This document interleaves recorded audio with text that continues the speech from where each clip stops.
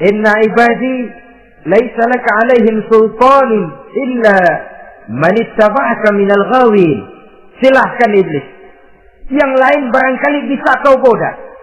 Kecuali hamba-hambaku yang benar-benar hambaku, engkau tidak akan punya daya mempertipu mereka. Engkau tidak akan punya kemampuan menggelincirkan mereka. Kecuali kalau memang mereka sudah mau ikut pengaruhmu. Sepanjang mereka benar-benar menjadi hambaku, kata Allah, hamba Allah yang sebenarnya, mereka di luar kekuasaanmu, iblis. Tapi kalau mereka sudah turun menjadi hamba harta, hamba dunia, hamba pangkat, budak jabatan, mereka itu yang bisa kau gelincirkan. Selama mereka masih tetap sebagai hambaku, kata Allah, mereka di luar jangkauan kekuatan dan kekuasaanmu, iblis. Nah, sejak saat itu kan iblis selalu nyari jalan, nyari lantaran bagaimana Adam nih supaya dia tergelincir. Gara-gara dia saya diusir dari surga. Nguping terus iblis.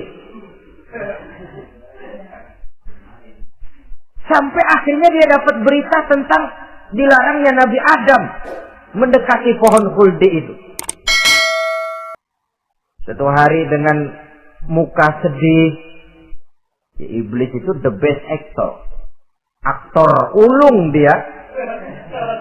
Dengan roman muka sedih, dia datang kepada Nabi Adam dan Siti Hawa. Kata Nabi Adam, iblis, ente kok tampangnya demek amat sih?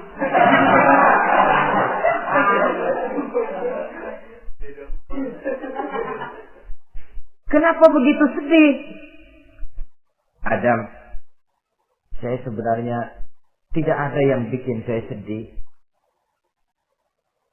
Cuma saya dapat berita bahwa engkau tidak akan selamanya di dalam surga ini. Wah Adam, kalau engkau bisa tetap tinggal di surga bersama istrimu, alangkah bahagianya saya, kata iblis. Tapi saya dapat kabar, ente nggak bakalan lama-lama di surga. Buktinya ente dilarang makan buah khuldi. Khuldun artinya kekal. Kalau kau makan buah itu, kau akan kekal di surga Adam. Tuhan nggak pengen, makanya dilarang. Wa qasamahuma inni lakuma laminan nasihin. Untuk memperkuat omongannya, sumpah si iblis. Bener Jam, saya sih ngomong cuma buat kepentingan ente. Saya sayang sama ente. Yang tahu cuma saya dah. Bicaranya seolah-olah untuk kepentingan Nabi Adam. Sebenarnya tujuannya tidak lebih menjerumuskan Nabi Adam. Begitu iblis zaman dulu, zaman Adam, dan begitu iblis zaman sekarang. Seolah-olah bicaranya untuk kepentingan umat Islam, tapi sebenarnya tujuannya ngelecehin, memperdayakan umat Islam. Dia bilang kepada Adam, saya sih cuma ngasih saran Adam, kalau ente pengen selamanya di surga, petik aja tuh buah. Pokoknya beres dah. Itu si Tuhan ngarang dia bohongin doang lo. Supaya kau dan istrimu tidak lama-lama di surga, maka dilarangnya kau memakan buah khuldi itu. Udah, mbak saja. Saudara-saudara, tipu daya iblis ini bisa kita baca dalam surah Al-A'raf ayat 20 sampai ayat 22. Nabi Adam tergoda, ditambah oleh bujuk rayu Siti Hawa. Nabi Adam yang setengah hati itu akhirnya terpancing betul. Sebab itu perempuan, walaupun peranannya tidak begitu kelihatan, tapi memang sangat menentukan. Tidak ada seorang suami bisa sukses jadi apapun dia tanpa peran serta istrinya. Karena itu sebagai muslim, kita punya teman hidup dan kita punya lawan hidup. Siapa teman hidup kita? Dalam arti sempit, teman hidup kita, istri. Kalau dia istri, tentu suami yang taat kepada Allah dan Rasulnya. Dalam arti luas, teman hidup kita ialah setiap muslim. Setiap orang yang pandangan hidupnya sama dengan kita. Itu teman hidup. Lalu lawan hidup kita siapa?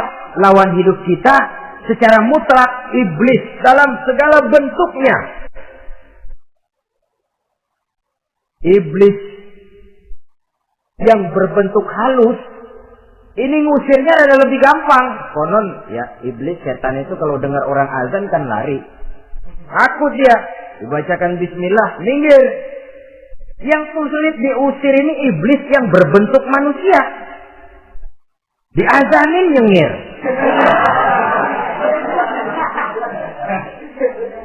Gawat ini. Saudara-saudara, ini musuh dalam artian mutlak. Sedangkan musuh dalam artian ideologis, setiap orang yang pandangan hidupnya tidak sama dengan kita.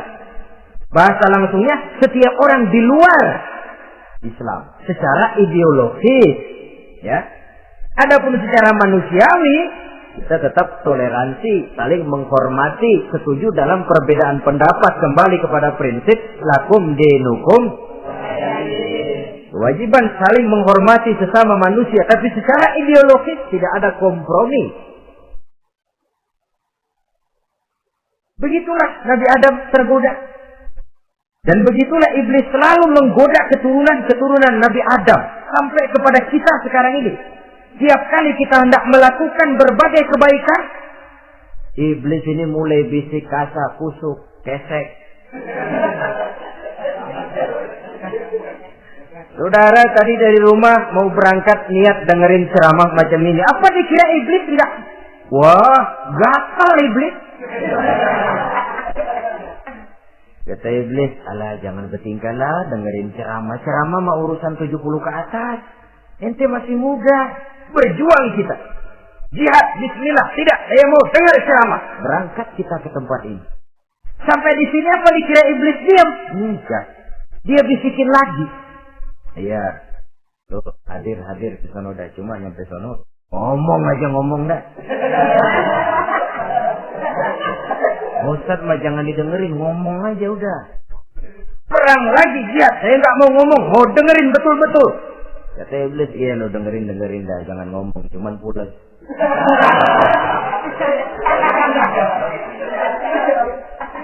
Segala macam cara dilakukan oleh iblis untuk menggelincirkan manusia. Ketika Nabi Adam mengambil buah kuldi itu, datanglah murka Allah.